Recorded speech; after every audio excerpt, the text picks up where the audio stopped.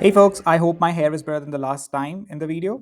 But yeah, let's just straight get into it. Firstly, we're gonna go through what all things that we covered in the last video. In last video, we talked about firstly what is the reason that you want to revamp or make your portfolio.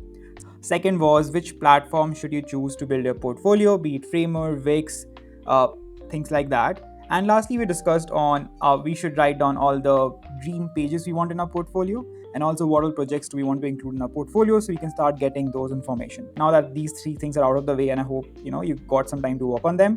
Let's get straight into mood boarding. That's what we're going to discuss in this video. Probably already know what mood boarding is, but just to give my perspective, what mood boarding is basically, it's going around the internet or physically and just taking inspiration from everything the way we want some part of it in our own work, in this scenario in our own portfolio.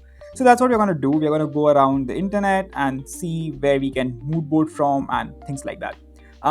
Now let's just get started. Before that, I'll quickly show how and where I'm mood boarding. Let me just share my screen. So yeah, I'm using Figma itself to mood board these things out.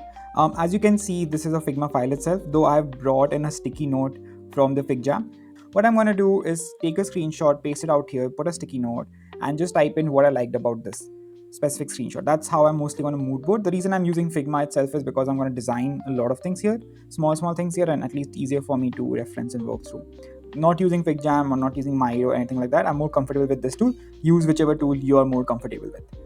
Now let's just straight get into which websites and resources you can use to mood board. So firstly, on UIpedia, we have this section called portfolios. So if you go on uipedia.design/portfolios with an S, you land on this page. Now out here, you can basically go through portfolios by people at different experience level, companies, current companies, old companies, and really helps you to chalk things out. I personally like going through portfolios of freelancers because, as I mentioned, I really want my portfolio to look a certain way, and I find freelancers have the most creative ones. But as I mentioned, you can have different goals, while different reasons why you want to revamp a portfolio. This is also where it comes really helpful in. You can choose basically, let's just say you want to change your career and you're possibly wanting to join a company like Uber. So you can just click on Uber out here and check what their people portfolio looks like, what kind of work they have done, what kind of profile they have. So that really helps in that way. But as I mentioned, I personally want to make my portfolio look a bit more creative. I really like going through freelancers portfolio as they are really cool. So yeah, the way I go about it is just have a quick go through and see which all portfolios I like. So they have already done this task, so I already know which all portfolios I like. But I also often bookmark them if I just want to firstly make a list of all the portfolios. Now you can see this one is already bookmarked, and I like it opening in a new tab instead of opening out here itself, which I'll show you how to do. But I just open all the portfolios I personally like a lot in new specific tab. Um, Kind of helps me take screenshots and inspiration. At least that's how I like to work. But if you want to work in this space itself on UIpedia, you can open any of the website, and that's gonna load out here itself, as you can see, of Dennis Snellenberg. Yeah, I hope I pronounced him right. Anyways, going back to the topic, now that I have already opened few websites, what I do is I quickly go through them, and I just pick sections I like. So few things I like about this portfolio. I love the colors. I like it. I like how minimal and clean it is, and that's what something I'm going towards. I also love the navigation, so possibly gonna take inspiration on that. This is really cool. I'm not sure if you could see that I've copied it, but I've copied those image, and I'm just gonna go out here. Allow this. I'm just gonna go out here, paste it, and mention love the navigation. So yeah, that's what you can go around. You can keep going around and doing the same thing. Just take a screenshot of things you like, love, why you love them, what you love them. And I'm going to keep going around and spend a few good amount of time going through different portfolios and taking inspiration. Now, portfolios are not only the place you can take inspiration from. There are many other websites you can take inspiration from. So I would suggest go to UIpedia, just uipedia.design, and click on resources on top right if you're on portfolios page. And from the left navigation, just quickly find inspirations. Out here, you have basically a list of websites where you can find design inspiration from. I have my few favorites. One is Landing Gallery. I really love going through it. As I mentioned, I love opening things in a new page. It just helps me go through things. So yeah, I've opened a new page. Awards is great, but it's mostly over the top. I mostly can't kind of redesign what awards has, but it's still a great place for inspiration. I really love Godly. It kind of brings in so many nice ideas. Creative design is also nice. But yeah, as I mentioned, there are like n number of websites out here to go through. Choose your poison, I would say. Go with whichever you want. I think so the other great ones like Footer and all. I'm just gonna quickly show my few favorite ones, and you can always bookmark your favorite sites. So as you can see, I've bookmarked and kept them out here, but you can also see the bookmarks in the inspiration tab whenever I go. But anyways, let's quickly going through these. Oh, there's some really great work. I love this, so I'm just gonna open it. But yeah, sorry, I'll just rather go through the sites I liked. If I go in the whole wormhole of mood boarding again, yeah, that's gonna be a long video with really boring things. So yeah, this is Landing Gallery. I love different collections that they have. Do check them out.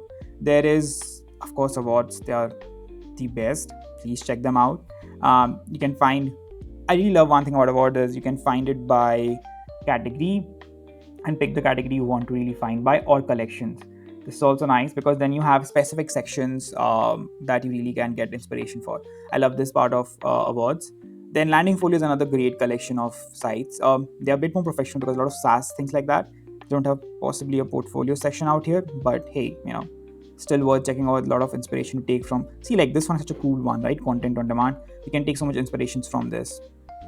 Oh, now they have changed the website. I still like it though. I love the texture and things like that and how things are done. But yeah, sorry again diving into all that. Godly is the OG website for looking for cool design inspiration. I feel this is a must whenever you're looking for portfolio revamp. Go through this. Has some crazy good things.